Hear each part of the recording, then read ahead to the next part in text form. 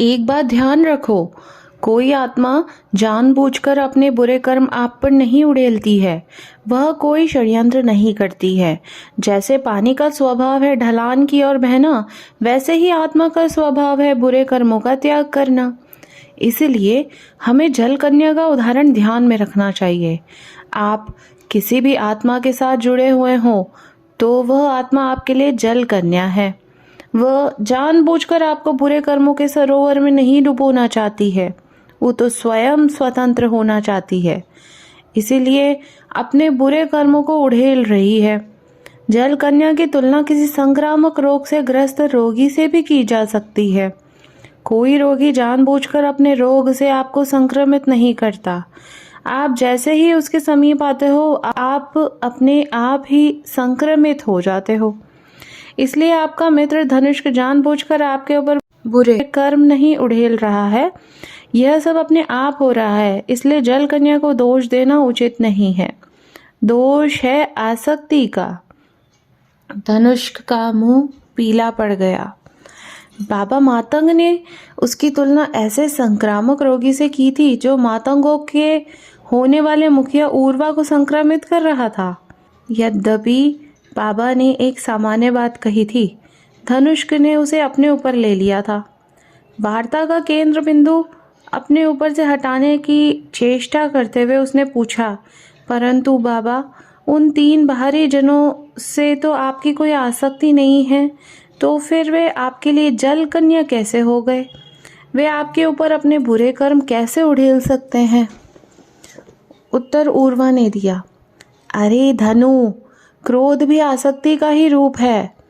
यदि आप किसी पर क्रोध कर रहे हो तो इसका अर्थ है कि आप उससे भावनात्मक रूप से जुड़ गए हो।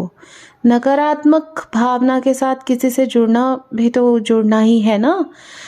बिल्कुल सही कहा उर्वा। बाबा बोले, हर भावना आसक्ति का ही एक रूप है।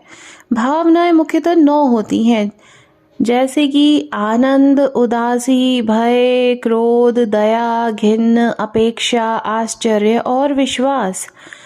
जो आपको आनंद देते हैं उनसे भी आपको आसक्ति है, जिनके कारण आप उदास हैं उनसे भी आपको आसक्ति है, और जो आपको क्रोधित करते हैं उनसे भी आपको आसक्ति है।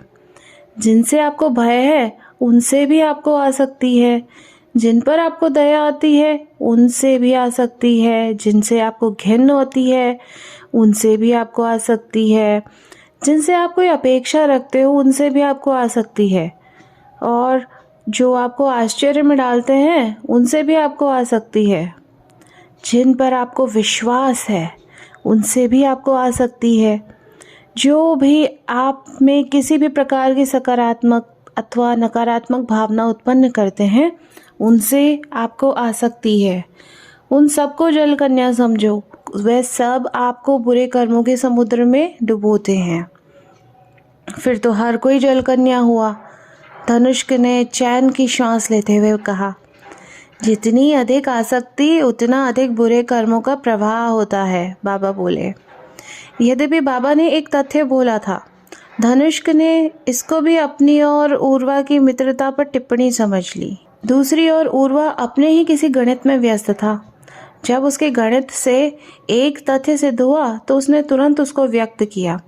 राजा को कोई प्रेम करता है तो कोई घृणा, किंतु प्रेम और घृणा दोनों ही आसक्ति के रूप हैं। इसीलिए आप चाहे राजा से प्रेम करो या घृणा, आप अपनी आत्मा के द्वार खोल रहे हो, जिसके भीतर से राजा अपनी आत्मा के बुरे कर्म आप पे उड़ेल रहा है। रोचक तथ्य है ना? राजा अपने चाहने वालों को और घृणा करने वालों दोनों से लाभान्वित होता है। कर्म का गणित राजा पर वैभव की वर्षा करता है और प्रजा बेचारी नित्य के जीवन में पिसती रहती है। इसका अर्थ है कि आपकी सांसारिक सफलता इस बात पर निर्भर करती है कि आप कितने जनों से अपने प्रति आसक्ति पैदा करते हो। वो आसक्ति सकारात्मक हो या नकारात्मक। समाज के अपराधी डर और आतंक फैलाकर जनता में अपने प्रति नकारात्मक आसक्ति पैदा करते हैं और धन दौलत में खेलते हैं।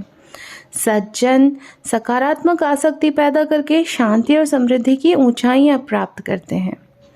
बाबा ने उर्वा के वक्तव्य को थोड़ा सा बदला। ऐसा कोई सज्जन नहीं जो केवल सकारात्मक आसक्ति पैदा करे। राजा राम और योगेश्वर कृष्ण से भी कुछ जन घृणा करते थे। उनके राज्य के दुर्जन ही नहीं, कुछ सज्जन भी उनकी कार्यशैली और विचारधारा की आलोचना करते थे। बाबा और उर्वा का ये संवाद कहीं और जा रहा था। धनुष्क के मन में उसकी उर्वा के प्रति मित्रता के बारे में ही उथल पुथल चल रही थी। बाबा और उर्वा के संवाद के बीच अपनी आशंका मिटाने की चेष्टा में वो बोला, हाँ, मेरी और उर्वा की मित्रता गहरी है। हमारे बीच में बुरे कर्मों का प्रवाह नहीं, बाढ़ है, बाढ़। चाचा बसंत ने इस बातचीत में पहली बार अपना योगदान दिया। हो सकता है आपकी आत्माओं के बीच बनी नहर में ऐसा संतुलन बन गया हो कि प्रवाह ही रुक गया हो। बाबा ने अनुशंसा की। हाँ, ये संभव है।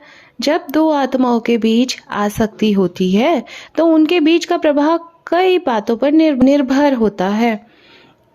यहाँ पर हम केवल जल कन्या के रहस्य को समझने की चेष्टा कर रहे हैं। तो क्या यही है जल कन्या का रहस्य? उर्वा ने व्यंग पूर्वक कहा। क्या इसी रहस्य के लिए मुझे बचपन से उस सपने को झेलना पड़ रहा है? मैं किस पीड़ा से गुजरता हूँ बता नहीं सकता। एक ही रात में जल मानवों के संसार में वर्षों बिताना, और जिसको आप रहस्य कह रहे हो उसे कोई बच्चा भी समझ सकता है। तो फिर इस जल कन्या को इतनी महत्ता क्यों दी जा रही है, मेरी समझ से बाहर है।